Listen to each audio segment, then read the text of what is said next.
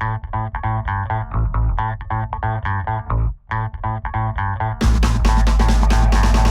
this is John Cola with okraw.com. Today, another exciting episode for you. I'm coming at you from my backyard garden here. It's springtime. Things are shooting up pretty good.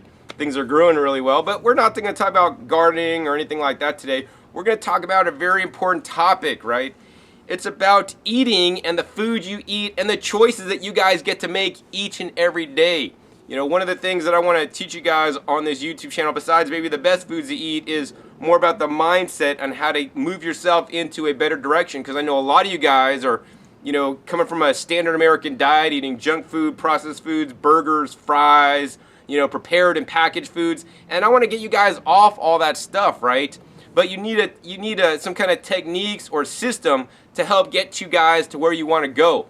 So in this episode, what I'm going to show you guys is a talk I gave actually last year about possibility eating, or my Continuum diet style and Continuum way that I teach people to let them know that they have choices each and every meal, and that some choices are definitely better than other choices. For those of you guys that have watched me for a long time, you guys know I use good, better, best, and that just narrows things down to 3 choices, but I want you guys to have an infinite amount of choices when you guys are deciding on what you're going to eat for that meal. So next, let's go ahead and get into that presentation I gave last year, you know, to help people in the local area to change their diet, and now you guys get to see it and learn from it as well. Hello!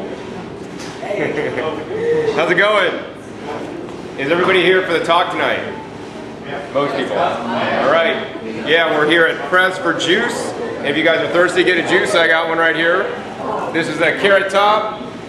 Carrot, orange, pineapple, ginger. It's a really good combination. It tastes good. And I'll be using that as a prop in just a little bit. Let's see. So tonight's talk is the most important diet tip you're never taught. It's called what I call possibility eating, and this is something that I never even heard of before. I just made this term up, but it's something that I've actually been doing for the last 20 years, and now I've put a name to it, and I'm going to explain it to you guys so that you guys can benefit from what I've learned over the 20 years I've been on this lifestyle and diet journey. So how many of you guys have seen some of my videos or anything on YouTube before? So a bunch of people, well, maybe have. So I want to just briefly get into why I got into this lifestyle that I'm living now, and you know, why you might want to do it as well. So about 25 years ago now, I came down with what's called spinal meningitis. And the spinal meningitis, it's a life-threatening disease, and many people don't make it out of the hospital alive after having spinal meningitis. It's basically a bacterial or viral infection that gets into your spinal cord, that goes up into your brain, and then your brain has no immune system to fight it off. So luckily I made it through that situation. I can only say through higher powers, raw foods didn't get me through that. But when I got out of the hospital, I asked the doctors, well, why did I get this in the first place? And they said, John, you have what's called complement immune deficiency. And basically what that means is they said I had a chronically weak immune system, so I was more susceptible to getting any disease.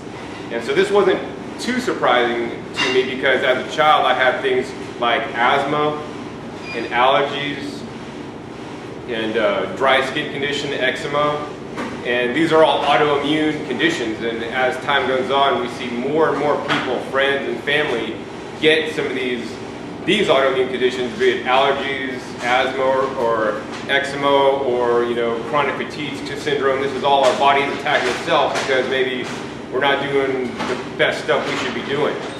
And so once I knew that I had a chronically weak immune system, all I knew is that I didn't want to get put back in the hospital, because the doctor said if you get a reoccurrence, even though I won this bout with the spinal meningitis back then, the next time I may not be so lucky, and then I might get sick and might not make it out of there, whether it's spinal meningitis or whether it's, you know, a bad flu and I get pneumonia or who knows what, because I had bad genetics, they said. You know, I was kind of just screwed, basically, is what they said.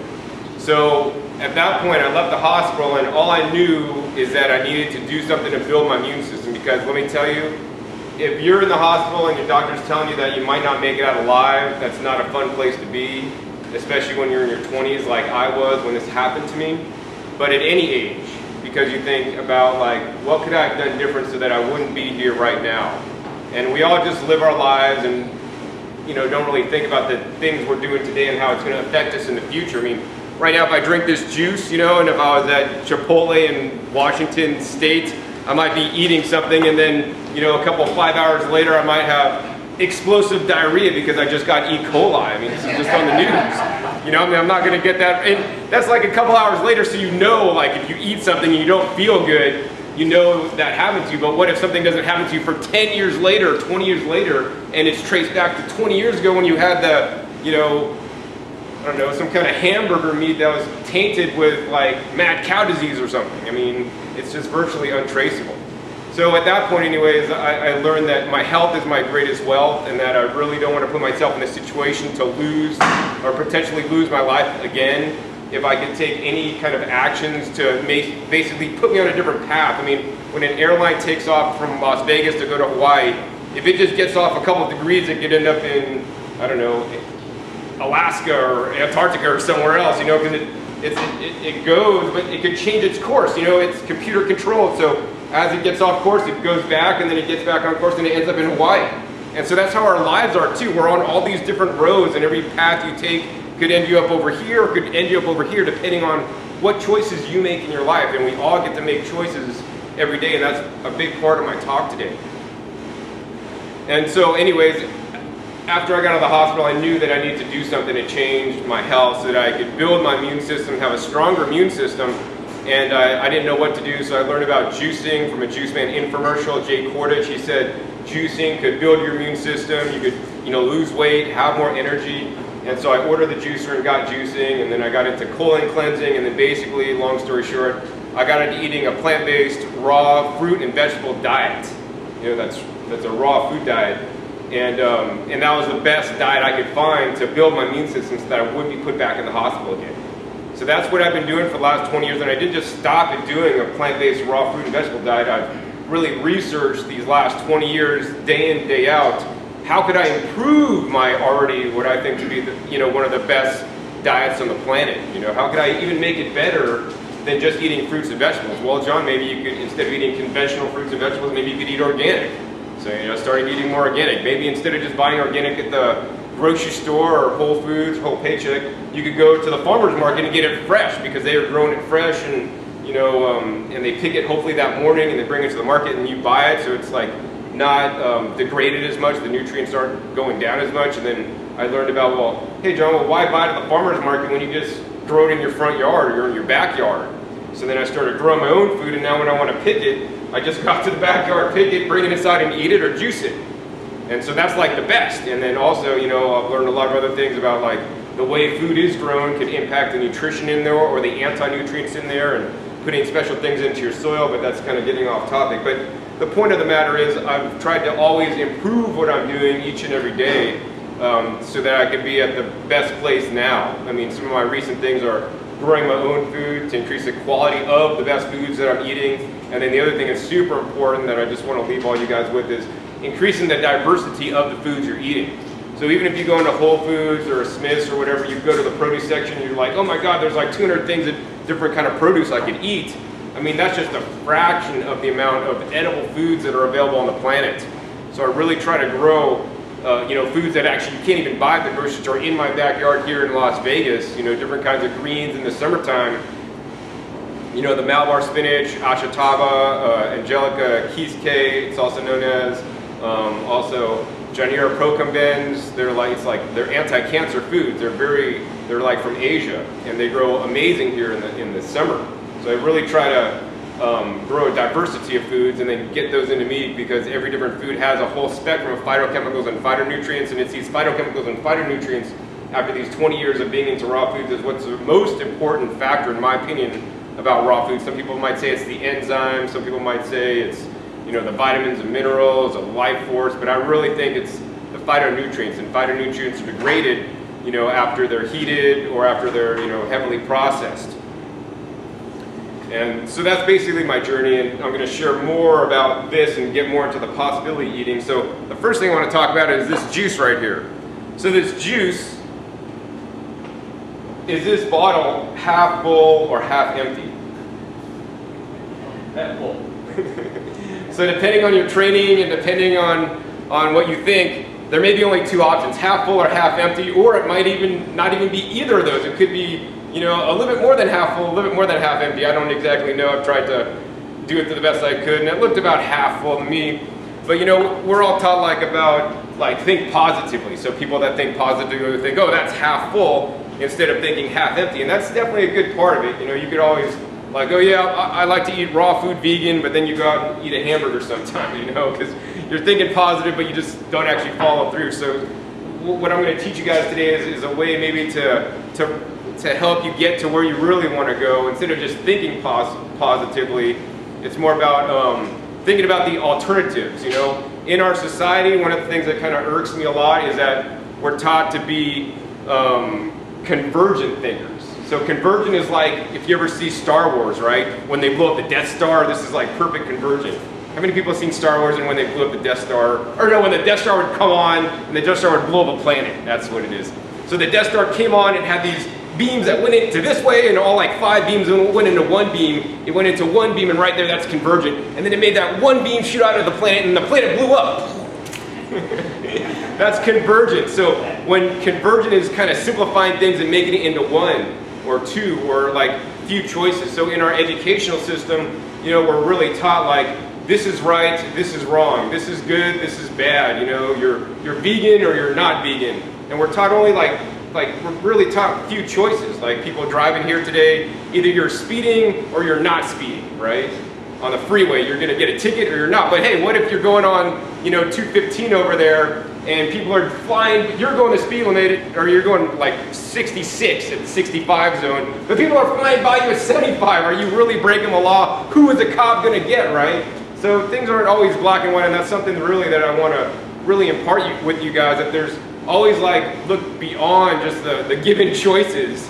You know, I think that kind of messed me up on tests, because I think there's a different answer and it wasn't on there, and then I wouldn't get it right. But yeah, there's always other options than just what we're taught. And so one of the techniques that I like to share with people is a simple technique of giving you guys at least 3 options, which is more than 2 options. And this is a really easy technique that if you guys have watched my videos, you've learned. It's just simply known as good, better, best. So I can give the example of my brother, who I spoke with on the phone 2 days ago, and it was kind of sad when I spoke to him on the phone. I'll tell you why. But I told my brother when he was living here in Vegas, he's since moved back to California, I told him, okay, Jim, if you're going to go eat out at McDonald's, right, and you know like eating a plant-based diet would be like the best, and eating at McDonald's is like the worst, maybe if you ate at Chipotle and got like a vegetarian, you know, burrito or whatever, it would be better than eating at, you know, Jack in the Box or McDonald's or Burger King. Because at least like at Chipotle, it's supposed to be non-GMO and hopefully it doesn't have E. coli, and hopefully it's, you know, more real food instead of just processed stuff that they just reheat and serve you, right? So, I mean, and he was willing to do that. So a lot of times he would just go out to Chipotle and get Chipotle, and, you know, for him, that's a great improvement. I mean, I wish he would eat, you know, more plants and juice and make smoothies and all this stuff and come by here and get juices if he's not going to do it himself. But he's not willing to do that for whatever reason, and that's cool. I mean, at least he knows a better alternative is Chipotle. But then when I spoke to him on the phone the other day, he's like, yeah, today I went to Burger King because I had a 2-for-1 coupon or something, and he had Burger King with a soda. I'm like, oh my God, it's so terrible. I guess didn't teach him anything. But anyways, for him to know that he has choices, and we all have choices. We make choices each and every day, and we could choose to do one thing or the other as long as we're given choices. The choices aren't, oh, either I eat a healthy diet, which is all raw foods, or I eat a bad diet, which is all McDonald's. It's never all McDonald's, or all, it could be like, you know, okay, so I eat a healthy diet most of the week, but Friday nights I like to enjoy myself and reward myself after hard days of work after and eat McDonald's, or I mean, whatever your vice is, you know, just minimize and do it less frequently, right? So that gives you at least 3 options: good, better, best, right? I'm not going to go into explaining what all those are, but what I want to talk about to you is more than just a good, better, best model. I want to talk to you about what a new concept that I came up with. It's called possibility eating.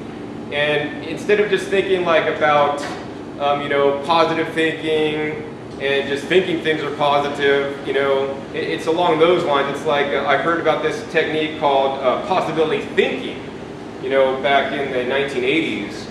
I think it was Robert Schuller. He was like a self-help like coach person that wrote all these books, and he talked about possibility thinking, which is actually just going beyond just thinking positively, but it's thinking about the possibilities and, you know, what are the possibilities when you're confronted with a situation.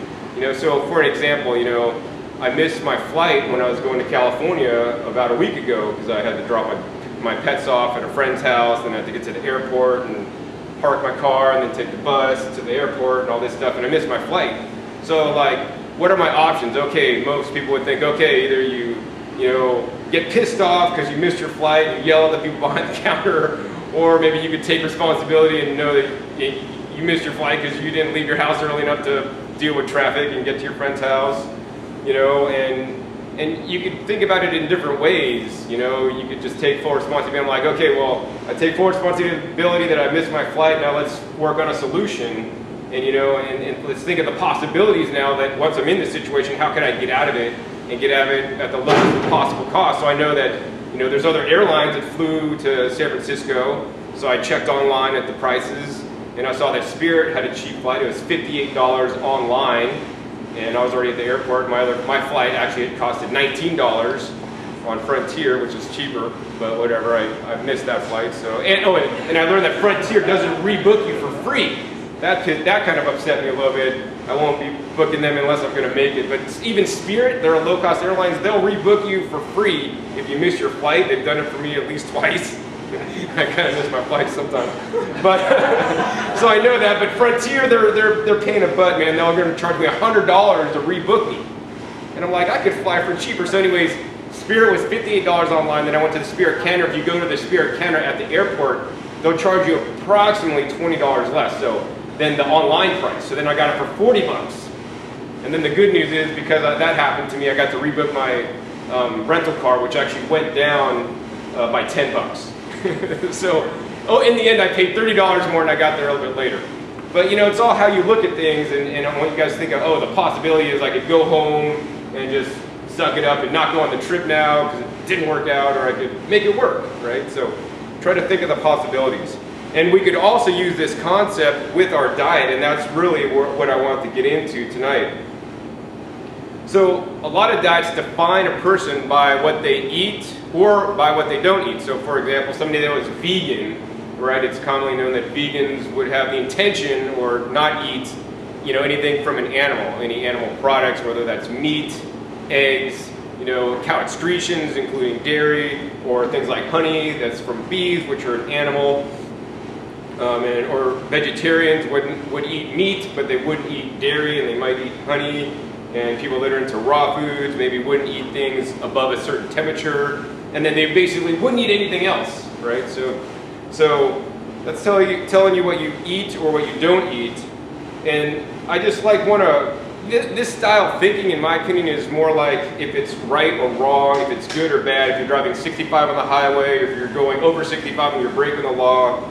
And if you're vegan and you eat meat once because you slip up, everybody slips up once in a while, are you no longer vegan even though it just happened once? And are you going to try to not tell anybody so you can still claim your veganism or your vegan title? I mean, I don't know. I think that it gets kind of ridiculous, and everybody slips up sometimes. You know, nobody's perfect. Am I a perfect 100% raw foodist? No, I like to claim I'm 99.999% raw foods because I slipped up in the early years. I mean, on a daily basis, I eat all plants these days. I mean, you could ask my roommate, ask my girlfriend, whatever. I mean, I don't eat anything cooked. I don't cook anything on purpose. I mean, if I go to a potluck and somebody slips something in, you know, but I'm pretty careful. Like, people put like canned chickpeas in a salad at the potluck, at the raw food potluck nonetheless.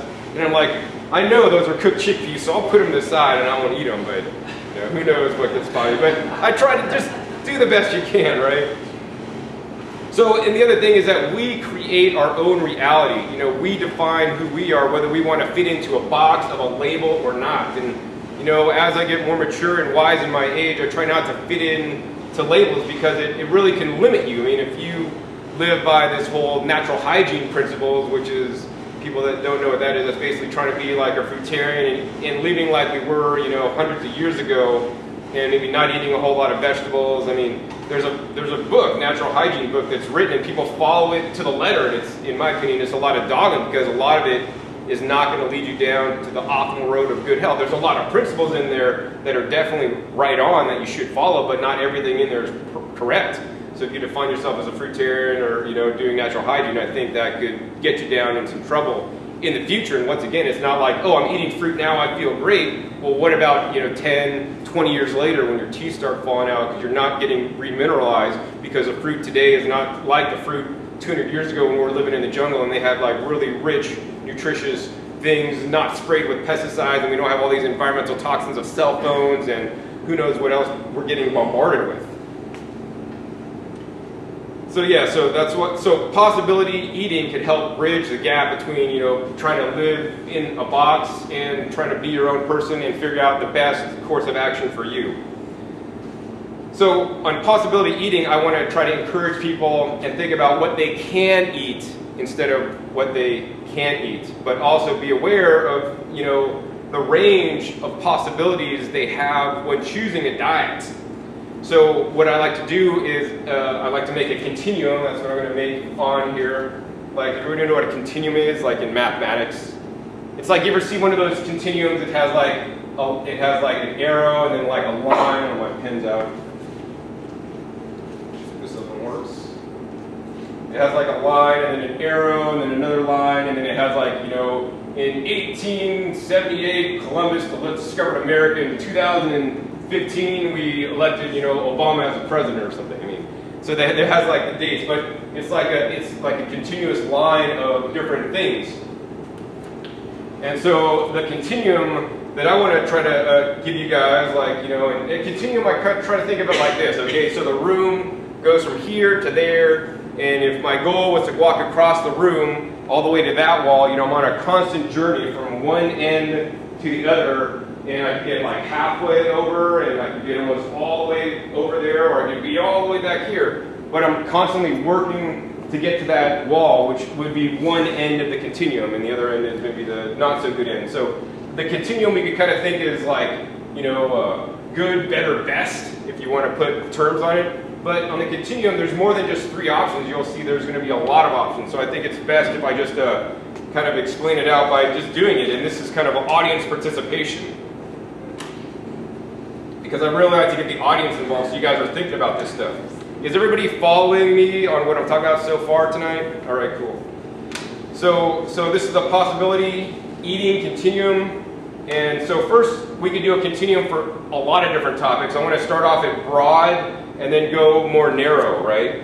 So when I get into like a continuum of categories of food that you could eat, and then I'm going to put those categories of food on the continuum, being like, over here, like good or worse, and then better, and then best over this side. And this is up to your determination, because I'm putting the continuum chart together. I'm going to use my filters and my judgments on the food items that we'll be putting up here. So why don't you guys shout out some categories of food? Herbs. Okay, so herbs, in my opinion, would probably be near the end of the best continuum, down over here. So we put herbs. Seeds. So seeds, I'd probably not put quite down at the best, but it's still, down here pretty good. Seeds. Yes. Multivitamins. What? Multivitamins. Multivitamins. So multivitamins, I don't know, multivitamins, I'd probably put them down here. Any other categories of food? Nuts. So I'd probably put nuts around, nuts and seeds. I don't know, maybe nuts a little bit below seeds. Fruits and veggies I'd probably put up here with herbs. I don't know if they could be on either side. I mean, I think some herbs are better than fruits, but I didn't leave space. But anyways, I'd probably put it probably should be veggies, herbs, and then fruits, actually, in my opinion. Big Mac, fries, and a shake. So is that a category of foods? I guess that we could call that junk foods. So we put fast foods down here, right? What? Seafood. So seafood's probably better than fast food. Is it better than a multivitamin? You guys might get mad at me for this. I mean, I'm going to put it down, but under the multivitamins, I guess the multivitamins could be made out of who knows what. But I'm not a big fan of any kind of animal products, but I do think seafoods, provided they're not contaminated, are probably one of the better meats that you could be eating. It's better than chicken and fish, in my opinion. Seaweed? Seaweed. Oh, that's a good one. Wow. Seaweed. So I'd probably put seaweed, you know, up over in this whole general area. I don't know. I'm just going to put it over here because there's room.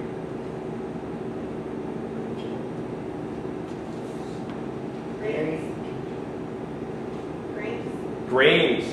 I mean, grains, it's tough. I'd probably put grains over here, personally. But once again, this is the chart that you guys are giving me the input, and then I'm putting up with my filters. Of course, when you guys go home, you can make your own continuum charts based on your research and what you believe is to be good, better, best, and to define that. Noodles. So like pasta noodles. I'd probably put pasta noodles, you know, probably above, well, whole grain pasta noodles are like white pasta noodles, you know. I mean, the white ones would probably be above seafoods, the other whole grains. We'll put whole grain noodles. And then so I'll just interject a few, like maybe like meats, you know, it's just like chicken, cow, or whatever. I'd probably put, you know, below the seafoods, other meats. And then like dairy, I'd actually put dairy below the meats. I don't think really dairy is something. Water. That's a good one. Is that a food? Is that a food category? We can put liquids, juices. Vegas water. Oh yeah, see now Vegas water is different than regular water, right? Vegas water, I'd put it, let's see, seafoods are contaminated, I'd probably put the Vegas water right here. Above seafoods, But anyways, you guys get the point. We could fill it in with like, you know, candy bars, which would be down on this side. We could fill it in with cookies. We could fill it in with, you know, legumes, which I'd probably put between nuts and grains. We could put it in, we could fill it in with eggs, bread, you know, bread I'd probably put, I don't know, below multivitamins maybe. I mean, anyways, you guys can see what we're trying to get at here. We're basically just putting categories of food and then now you have a range. And what I want you guys to do is have your own set point, right? So your set point is like what you commit to not eating below, unless you mess up or something, right? So like for me, my set point, I mean, it might be, my set point, I mean, there's always exceptions, but my set point would be probably like, my cutoff line would be right here. You know, I like to eat things from like legumes on up. I rarely eat any kind of grains. But I pretty much eat on this side only. But you might not be where I'm at, and that's all right. You might still do seafoods. And if you're on this side, you can do seafoods on up. And you know, that's great because now you have defined what you're doing, and it's not necessarily by any kind of raw food term or vegan term or vegetarian term. It's just what you determine are the things that are the healthiest and the things that aren't the healthiest, and your goal is to eat on things on this side of the continuum. And then once you do that, then you could like, okay, well now I'm gonna, just like if I'm walking to the wall, my goal is that wall. You could move your way and change your line. Okay, well I've done this, you know, the seafood thing, and you know, my line's here, but now it's been like 6 months. Now I want to maybe move my line up a little bit, and we're going to move it to here, and we're going to have seafoods either less often or just exclude them, because in my opinion, there's no nutrition in dairy, meats, or seafoods that's required that we can't get from some other kind of food on the planet, and actually a food that actually even has more benefits than those foods. So let's see, I need to get a towel to wipe down the, where's your, okay, now.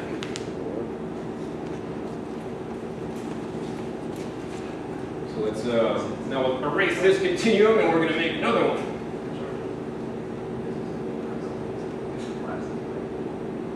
So now that was a pretty general continuum just with food categories. Now I want to get into processed food categories, right? So that's a question that always comes up for me is, you know,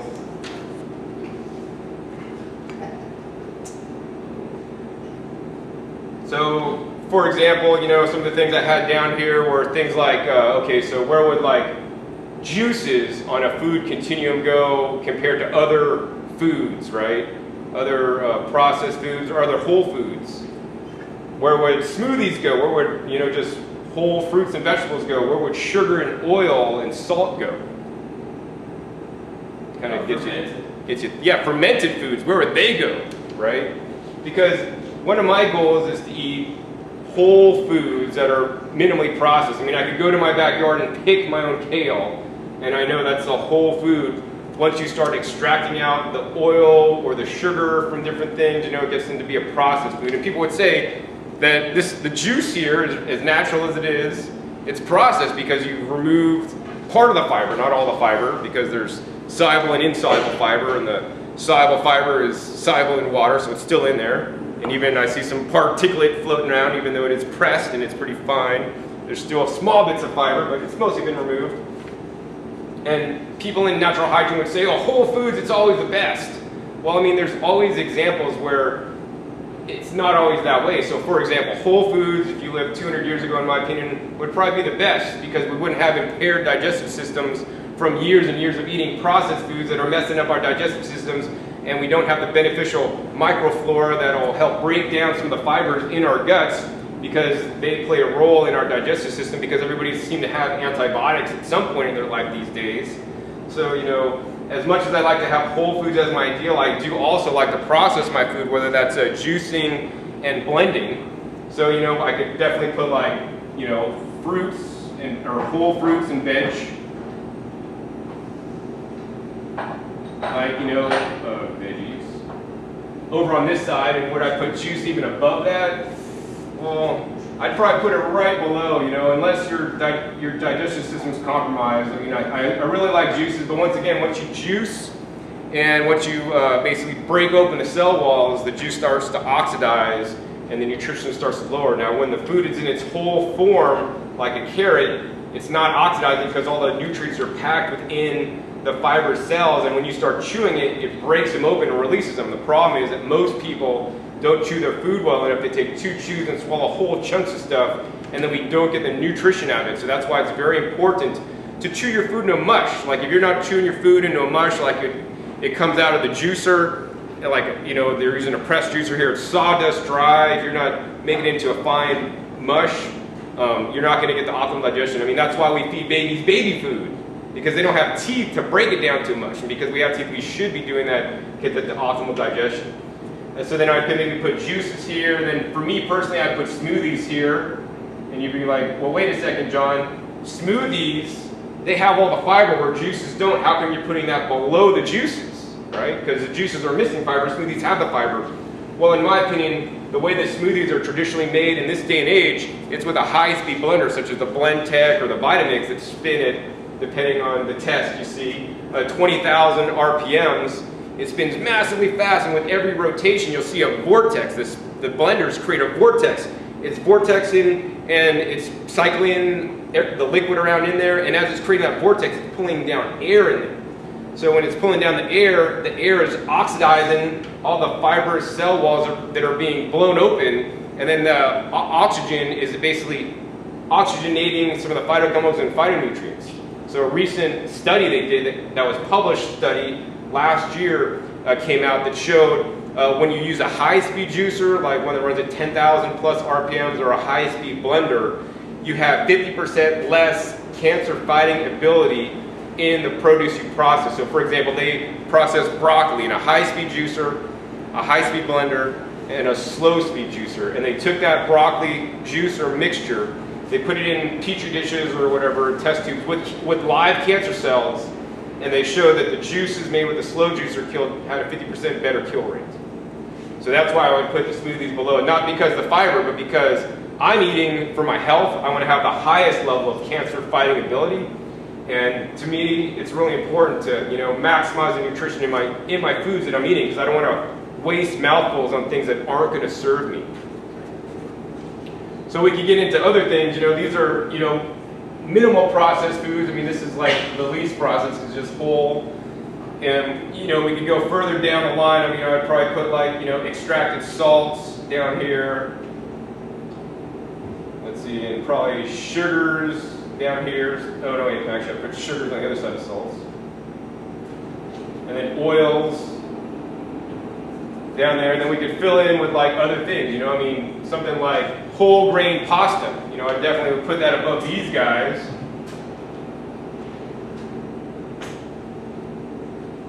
And then maybe I'd put like oatmeal up here. Any other processed foods that you guys think I should put up here that you're curious about? Dehydrated foods like dried fruits. Oh, good point. Dehydrated foods. So dehydrated foods, you know, one of the things that's really important to me is that we are water-rich creatures, and if you think about it, we are nothing more or less than water recyclers. We're nothing more or less than water recyclers. We take liquids in, whether it's this carrot juice, whether it's a coconut water, whether it's hopefully filtered Las Vegas water. It goes through us, we filter out what we need, and hopefully it comes out clear on the other end, right? Because we've taken everything out, and then some of the stuff the solids come out the back of us. And so we're just cycling nutrients in us, and then we recycle it. So we are 60 to 70% water, and so I believe that water-rich foods are the best foods that we should be eating. So that's why the smoothies, juices, whole fruits and vegetables are all water-rich, and then the things on this side are not. So I mean, I would put dehydrated foods above oatmeal. Where would you put chestnuts? Chestnuts. So chestnuts, yeah, so chestnuts I would probably put, because it's not as well, it depends. I'd probably put it like, that's tough. I'd probably put it here because it doesn't have a lot of fat content, but oatmeal is just, you know, oats. And I'd probably put the chestnuts here personally because they do have some fat content in there. And that's just my personal, you know, I mean, of course I'm just showing you this technique so that you guys can make your own continuums with your own foods if you don't want to, you know, follow exactly my ideals or what I believe, you know, to be accurate. And it's tough. I'm doing this at the spur of the moment, so I like when you guys make me think, and I'm like, oh man, where the hell would I put that? Because I don't often eat chestnuts. Any other foods we should put up on here before we go to the next one? Would flours go under whole grain pasta, or is that smaller sections? Like, you know, tomato flour, rice flour. Yeah, so I mean, I'd probably put it above the whole grain pasta. And better yet, like, for me, it's like even differentiating, like, all flours are not created equal. So, you know, I mean, I'd much rather buy or actually grow my own grains and grind them up myself, and that would be actually even further a little bit over than just, you know, store-bought flours that have been oxidized and sitting there for who knows how long, right? Because once things are processed, once they're blown open, number one, a lot of flours, who knows what they're milling with it or milling without it. They could be taking off the hulls first and then milling it, and you could mill with the hulls, so you're actually going to get higher fiber in there, or, you know, and who knows what kind of phytonutrients are in there. I haven't really researched all the grains because I don't really do grains. So. All right, so you guys could see this continuum for processed foods. Next, I'm going to create another continuum. How many people in here tonight consider themselves vegan? Couple. You guys are outnumbered. I would consider myself vegan because I don't eat any animal products, but I do eat honey, so some people would not consider me vegan. But I do have compassion for animals, and I don't want people to, you know, eat animals. And I think the big thing about veganism is that we need to focus on the animals and not necessarily bees, because animals are losing their lives in droves every day, needlessly, in my opinion. But aside from that, so why don't we do the vegan food continuum? So any vegan food, shout it out, I'll put it up here. Whatever it is. Veggie burgers? Veggie burgers. Oh, what is veggie burgers? It depends on the veggie burger, but I'd probably put veggie burgers over here. Live bread? Oh, live bread, so like an Ezekiel bread. Yeah. Getting me thinking tonight. Chickpeas. Chickpeas, all right. Chickpeas I'd probably put over here. It's a whole food. How about Coke or soda? Soda's vegan. Kale. Kale, I'd put kale over here, you know. Definitely better vegan food. Margarine. Wow, yeah, that's like, they whip that stuff up and it's oil with whipped up and who knows what other kind of stuff they're putting in there. I'd probably put it over here. Vegan margarine. Tofu, that's actually a whole food, whole product. I'd probably put it right here. Anything else? What? Oreos, yeah, all right. Oreos, we'll put it down here with the soda. Has more fiber than soda, so I put it a little bit higher. Cliff Bar. Cliff Bars, I haven't really looked at Cliff Bar ingredients lately, but I'd probably put it I'd probably put it above the vegan margarine. Depending, they actually have some good Clif bars that are mostly nut and seed based, but I think that's I forget what version. But anyways, most of them they just have a lot of stuff in there, brown rice syrup and who knows what. Any other things we should put on our beans? So beans I'd put up. I think beans, on a vegan diet are actually great. They're probably one of the better cooked kind of grain-like things you could eat. I'd rather eat beans than grain. So if you ask me what are grains, John, that's interesting. I'd probably put it here. What about seeds? Seeds. So seeds on this chart, I think seeds are a bit better than beans, but that's debatable. But up over in this area, so that's towards the good end. Tempeh. Tempeh. So tempeh is like a fermented whole soybean. I like that better than tofu, but it's still more processed than like cooked chickpeas. Kombucha. Kombucha. Oh man. I drink kombucha sometimes. Actually, I had some last night. I probably put it. Oh man. And it depends like how the kombucha is made. Like if they fermented all the sugar out of it or not, and if they pasteurize it or not. Liquor. Let me see. Where would I put kombucha? I'm still thinking about that one. That's tough. I mean, I'd probably put the kombucha maybe here. What about quinoa? Is that all grain? Quinoa is not a grain. I like that better. So I'm gonna probably. It's all. I mean, it'd be in this general area. This is getting pretty challenging. So I'm really trying to think about this. I'd probably put it up. I'd probably put it over here. What's that? Quinoa. It's not a true grain because a lot of the grains these days, people have celiac disease or even just sensitivity to gluten. And quinoa is a non-glutinous grain, even though it's more of a seed. So I like that more. And the other thing is that it actually hasn't been as hybridized. So I mean, that's a whole nother spectrum we could get into. If the food is the natural food, that we would go out into nature and actually find plants, just out in the wild. Like I could find some of the plants that I grow in my garden, and I could find them out in the wild. I mean, I just grow wild dandelions that just blew in from the wind, not the ones that you buy at Whole Foods when you buy dandelions. You're actually buying chicory, which is a little bit different. But it How means about cranberries? Cranberries. Oh, I love cranberries. Thanksgiving come, Yeah, well, not canned cranberries, but fresh cranberries. I mean, I'd put that right next to kale on this chart. I drink a lot of food. Berries are like one of the best, fruits you should be eating, in my opinion. What about goji berries? Fresh or dried? Fresh. Fresh goji berries. I'm growing them in my backyard. I'd probably put those right up with cranberries. Genetically modified corn. Genetically modified corn, that's vegan. I'd probably put it down here. That's one of the most modified. Country. Sauerkraut. What is it? Sauerkraut. Sauerkraut. Sauerkraut, that's a good one. I eat sauerkraut regularly. I'd probably put it above seeds actually because sauerkraut is basically fermented vegetables. Nut milk? Nut milk.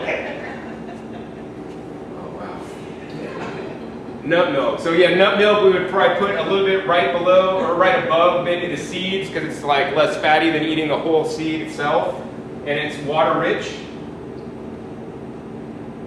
And once again, this is just me coming up with this on the spur of the moment. If I had really time to think and plan, I might put things a little bit differently, but we're pretty close, I think. What about pomegranate? Pomegranates. Oh, they're excellent right now. I mean, once again, I like pomegranates more than cranberries.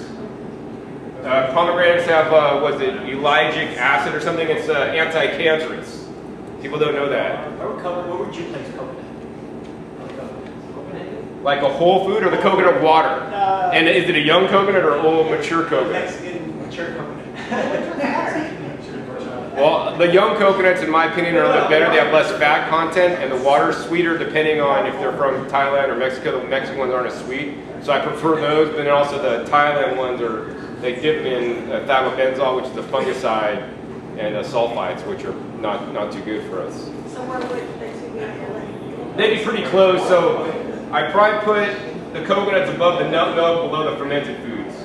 But which one would be the best one? I mean, if I just had like coconut water, I'd probably put coconut water alone. But see, once you start adding the fat, that's when I would degrade the points, because we want to get good, healthy, whole food source of fat, such as in the coconut, but we don't want to get too much. And I prefer and believe that coconut fat is healthier than like a nut fat, for example, unless it's a fermented nut fat, because nuts are pretty hard to digest.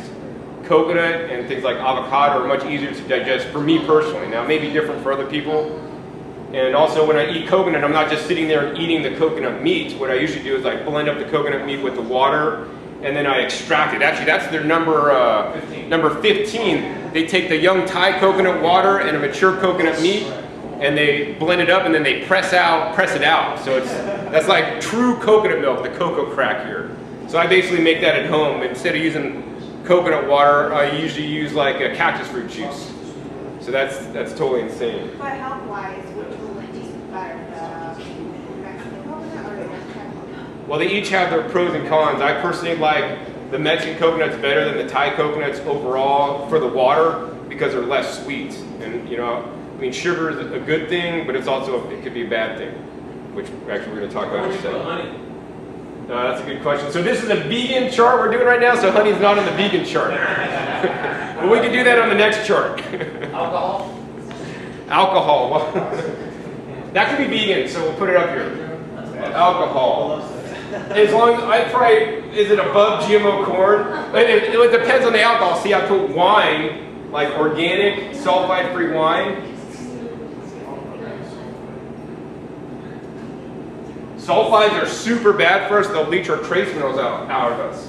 But organic sulfide-free wine, I'm not a big fan of alcohol, but the wine has benefits just because it's high in resveratrol, because that's what's in the grapes. But it'd be better to eat grapes or juice grapes with the seeds than drink wine for your resveratrol. All right, so, excuse me? What about cannabis? Cannabis. So, I'm talking cannabis green leaf that is juiced or eaten raw, not heated and not smoked. I'd put that actually above kale. I'm serious. The U.S. government, I mean, you guys laugh about this. The U.S. government in, I believe, 2004 has a patent. The government has a U.S. patent on the beneficial effects on cannabis for protecting your brain and for inflammation. And I mean, many people don't know this. At the same time, it's a class 1 drug, Schedule 1 drug that has no medicinal benefits supposedly. So I mean, and I don't necessarily advocate the use of the use of cannabis. I'm not talking about that. I'm talking about the beneficial use, like juicing kale or juicing any kind of herbs. And there's a lot of research on, it helps people with seizures and all this stuff. Can you extract the juice without getting all the other effects? Yeah, so the question is, can you extract the juice without getting the negative effects or not negative effects. Some people it's desired effects. To me, it's a negative effect. The answer is yes. So you have to do it properly. So I do recommend, if you want to do it properly and are legal to do it in the state where you are, is to watch my video, How I Got High for 10 Hours on Raw Cannabis Leaves. I saw part of that. Because I successfully learned how to get high off raw cannabis leaves if you want to. But knowing what I did, I will never do that again because it was not a fun trip at all. Now, on the other hand, I had my friend duplicate the same juice the next day. He doesn't live without getting high like every minute of the day. He's always high. And I gave him the same juice. He got high for 10 hours. And he's like, John, if I had this every day, I would give up smoking it. And hallelujah, because I want everybody to drink green juice and get high from cannabis if they want, but also get the beneficial anti-cancer and anti-inflammatory effects that they're getting in the green juice that they're not getting when they're smoking it and messing up their lungs. And that's the truth. All right, so enough with the vegan continuum. But you guys are getting the point and the idea of how this works, right? And then you're going to do your set point. All right, man, well, my set point, I love wine, I love sulfite-free wine, so my set point's here. Not going to eat this, but anything on that is fair game because I'm vegan, right? And that's cool. I mean, whatever you guys want to do, I'm not going to tell you where your set point is. I mean, on this chart, I'd be up over, it'd be right over here somewhere. No, maybe right here. Right over here somewhere. So I'd be from there on. I do kombucha sometimes. I don't really do chickpeas. I'll do sprouted quinoa. I'll do some beans, like carob is a bean. I'll do raw carob. Peanuts are beans. I'll do peanuts. I'll actually do natto, which is actually a live food because they cook the soybeans and they ferment them, and it has vitamin K2, which is very challenging to get on a plant-based vegan diet. And then I'll do all the other ones on there, on the vegan list. So let's go ahead and erase this, and now let's have some fun. Let's get into the raw food continuum. This should be fun. And I'll definitely know where to place things on this chart. Vegan foods, I haven't researched all of those. But raw foods, I'm pretty good. All right. So what are some raw foods that we should put on our continuum? Chocolate. Oh my God. So there's always pros and cons with every food. And, you know, I'm going to put it down over here. You like it. There's definitely some good parts to it, but there's a lot of bad parts, and I've had friends that eat chocolate too much, too often, and they burn out their adrenals. Now, used in moderation, it may be a good thing. Like, I like to eat chocolate personally, like if I'm falling asleep and I'm driving somewhere and I want to get a pick-me-up of energy, like when I was in college, I think I used to eat, like, I drink Mountain Dew for, like, caffeine. I'll eat chocolate for its known drug effects to keep me up so I don't crash my car when I'm driving late at night. And on a rare occasion, I like to have some chocolate just because I want to have some chocolate. And it is rich in antioxidants, but the thing is, you know, there's foods we should eat sometimes, always, or never. And I like to have lists of foods. So, I mean, that's even getting beyond just the continuum here. But there's foods that I'll eat always. So I always eat fresh fruits, fresh vegetables, you know, and things like that. I'll sometimes eat nuts and seeds. And, you know, I'll rarely eat chocolate, and I'll never eat, unless somebody slips it to me, something like sea tangle raw noodles. Yeah. The kelp noodles. Yeah, so chocolate or cacao, same thing. Cacao is unprocessed chocolate, so that's what it would actually be, because chocolate is when it's more refined. What about kelp noodles? Are those considered raw? Kelp noodles. So kelp noodles are considered raw. Now, for me, I'd actually put them down here. This is my personal view. I put them down here because kelp noodles, they just basically, I mean, I've sat in the ocean, I have a video of me pulling kelp out of the ocean and getting my ass wet and taking kelp noodles out of the package and showing the difference. These are kelp noodles, this is kelp out of the ocean. How does this remotely look like what's coming out of the ocean? Yeah, how do they do that? Well, so they basically get this, I think it's sodium alginate, I forget the exact, but I made a video on it. But basically they get this white powder substance that they then rehydrate with water and then extrude it out into the noodles. So I mean, yeah, okay, that's food is vegan, it's a low calorie food, and it's probably better than, you know, potentially better than eating, like, you know, especially if you're celiac or something, eating a grain-based pasta, but it's not as good as like making your own zucchini noodles with a spiralizer. So, you know, I was like, and then if you want, you can get these things called sea spaghetti. So sea spaghetti is from France, and they're little spaghetti-like noodles that are 100% seaweed, and they are really, they're kind of expensive and they're kind of hard to find these days. They're not usually available. You got to order them online. But those are like the best noodles aside from zucchini. Sea spaghetti. What would you put? Like animals, like raw goat's milk, raw cow's milk. So now this is the okay. So I didn't specify this is the vegan raw food list. So you know, No, so. either then, right? Well, I didn't specify if this was raw or vegan. I said raw, I didn't say vegan. So I mean, but a lot of people may do raw milks on a raw food diet. I'm happy to be raw vegan, and I've tried. I'm not going to say I've tried raw dairy before to see how it would agree with me. Even though I'm consider myself vegan, I was at my friend's place in Hawaii. His goats run free. We milked the goats ourselves, and I drank the milk right after we. And the goats like didn't seem like angry, or they weren't trying to get away. They were like wanting to give me the milk. So it's pretty healthy. But then still for me, like it caused me to have a mucus reaction, like almost instantly. So I'm like, okay, John, that's not good for you. This is your body telling you something, and most people don't listen to their bodies. So I mean, I'd say, you know, raw milks, not from humans, raw animal milks, are down over here, you know, worse than kelp noodles, personally. Because, I mean, in any animal product, whether that's a raw milk, raw meat, you know, there's foreign proteins that our bodies do not recognize, our bodies do not handle. So, for example, I mean, this is one of the reasons why I went raw and why I was so into raw foods in the beginning. Because when I started this 20 years ago in 1995, I was taught this. I was taught that there's something called leukocytosis. Does everybody know what that means, leukocytosis? Leukocytosis is when your white blood cell count increases. And this is when there's a foreign invader in your body. Your white blood cells are your first line of defense for your immune system. So I learned 20 years ago that when you eat cooked foods, your white blood cell count increases, and it's an autoimmune response. And me, that I almost lost my life from an autoimmune condition, I absolutely did not want to give an autoimmune response to my body every time I opened my mouth and ate some cooked food. So that's why, John, you have to eat raw, because otherwise if you don't, it's like the boy who cried wolf.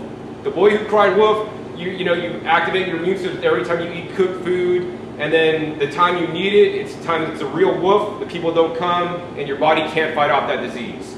So that's what really motivated me to keep me sticking to my raw foods diet successfully, is just sheer, I want to live and I don't want to activate my immune system. Now that sounds pretty scary that everybody's eating this cooked food every day and it's activating the immune system, but that's what I learned back then. Now there's new research that people have done in this day and age. I think the original research was done by this guy named Paul Kukachoff, or something like that. And it was in a book, so everybody believed that because that was like the gospel and stuff. But lately people have been trying to duplicate that. And they take the worst vegan cookies, full of just, vegan crap food. And they eat vegan crap cookies. They do a live cell blood analysis. They look at their blood under the microscope before and after. Then they'd also take actually their blood in the parking lot at a lab and send their blood off to the lab to get it analyzed before and after. And so in the live blood cell, you can immediately see what's going on. And at the lab, when you get a lab report, a basic CBC panel, they'll tell you your white blood cell count. So even eating the worst toxic, not healthy vegan cookies, it didn't cause the leukocytosis. So this kind of like, I heard that and I was like, oh my God, I've been eating raw foods for all these years for nothing. Just kidding. But there's other reasons to eat raw foods besides the leukocytosis. But basically the moral of the story is, the researcher found out that leukocytosis was caused by any animal product, whether raw or cooked, not vegan cooked products. So that may be a valid reason to be vegan, but not necessarily to be raw. There's other reasons to be raw that's beneficial though. But I thought that was an important point to let you guys know. And so, yeah, when we eat foreign proteins, it's a foreign protein. And it's like if all right, so sorry guys, that video cut off. My battery went out in my camera and I should have probably plugged it in, but I didn't. So anyways, I was talking about foreign proteins, and what I was going to get into saying was that basically if you get like a liver transplant, so say like my liver went out and I had to get a liver transplant from my brother, who we have similar blood types or whatever, he put his liver in me, and then for the rest of my life I'd have to be taking immunosuppressive drugs so that my body wouldn't attack my brother's liver, which is not me. It's a foreign protein, and that happens each and every time you eat any kind of animal product. Anything that's not you, unless you're eating yourself, it's a foreign protein. And your body does not recognize it. Now, this does not happen when we eat plants. Any kind of plant food, right? It's recognized as, oh, this is a protein I could eat. I mean, we are not carnivores. We don't have teeth like a dog or a cat, although we can, and people do, eat meat all the time. And, my goal is to not necessarily get you to be a vegan or anything like that, but my goal is to get you to drastically reduce the amount of meat you're eating if you guys are still eating meat. Like, I don't eat meat or any dairy products, right? And I don't want you guys to do it either, because in my opinion and based on my research, it's not healthy for us. But that being said, like, if you guys do want to eat it, I don't really care, but I will tell you is this, right? I want everybody I know that eats meat still to reduce the consumption to less than 10% of their calories. In that proportion ratio, and provided you eat enough plant foods, including fresh fruits and fresh vegetables predominantly, I don't think it's going to have that much of a negative effect on your health, because you're flooding your body with good stuff, even though you're eating the things that may not be so good for you. And each person is at their point, at their own place, right? So after I talked about that, we probably put some more things on the Continuum, which was a raw food continuum at that point. And I want to encourage you guys to make up your own Continuum based on, your beliefs, your thoughts, and your research. I have my own Continuum, based on my beliefs and what I have learned, and that's what I strive to do and eat on the far side, or the best side of the Continuum. And after we made that raw food continuum, we made a few more continuums that I'll go over really quick. We made a salt continuum for, good, better, best, or, worst and best kind of salts. Also, we made a sugar continuum for the worst and best sugars, in my opinion. And we have an oil and fat continuum where we have the best and the worst oils.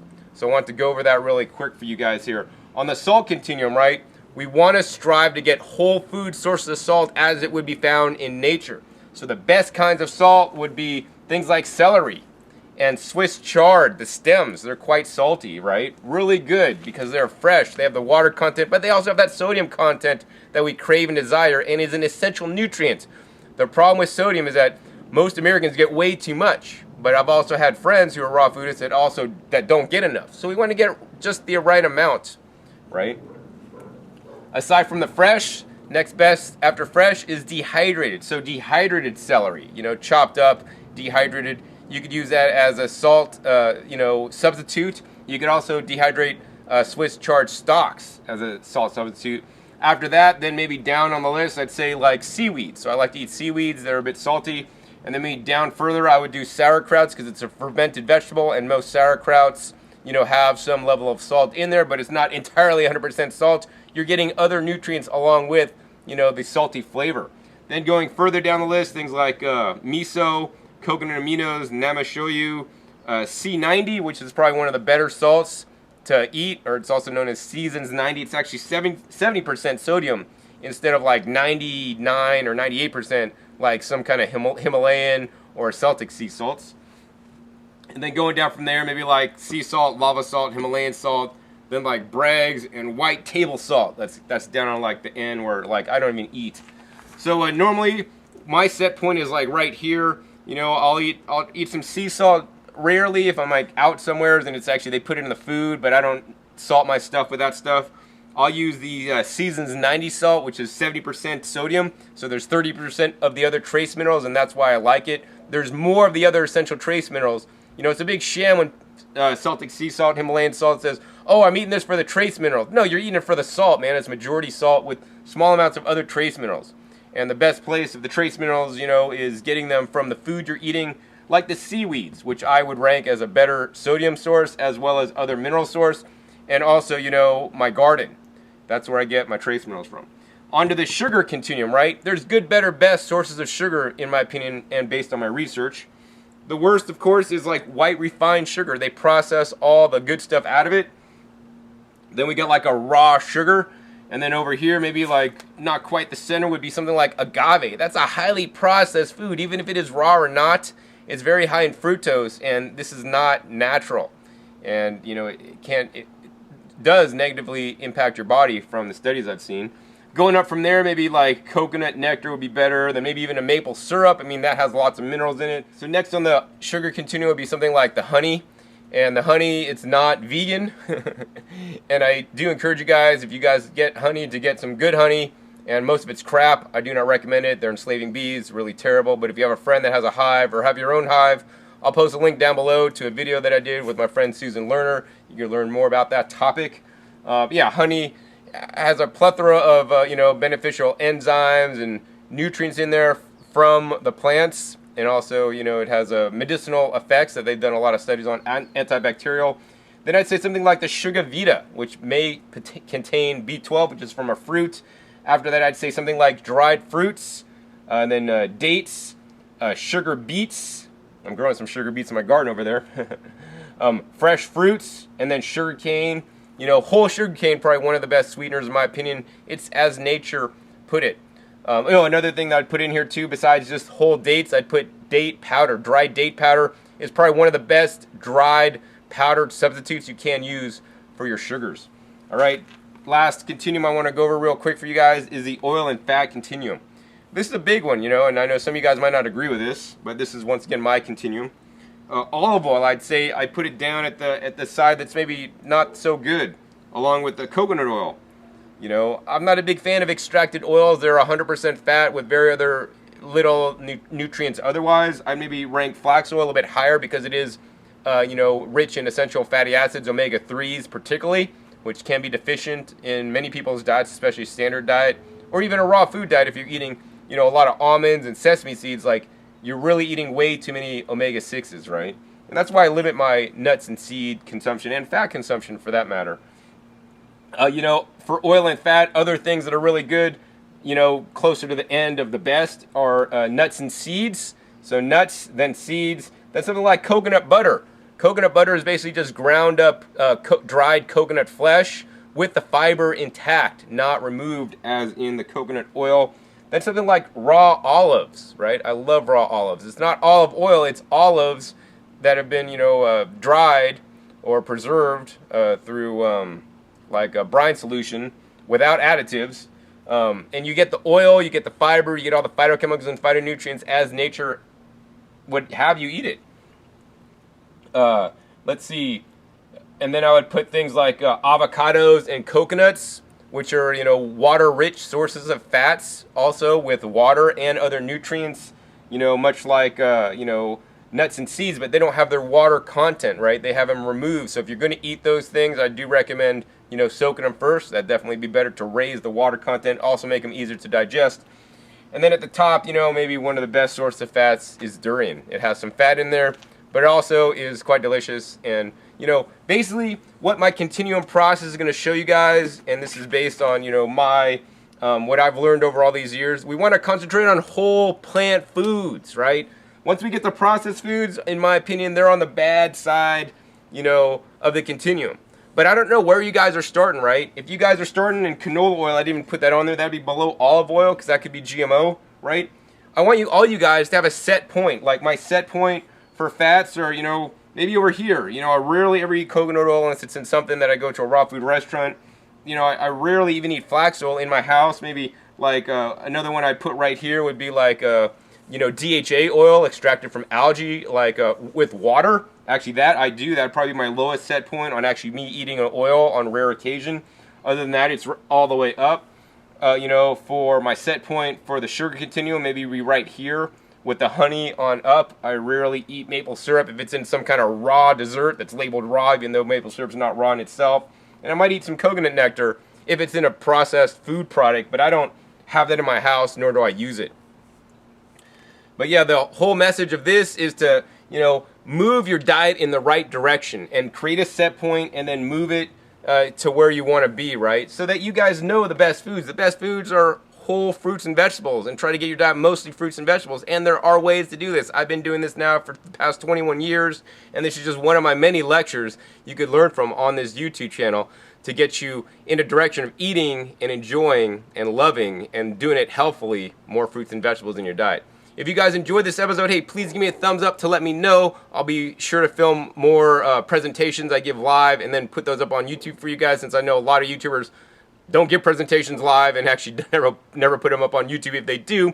And also be sure to click the subscribe button right down below. I have new videos coming out every 5 to 7 days. You never know what you'll be learning on my YouTube channel.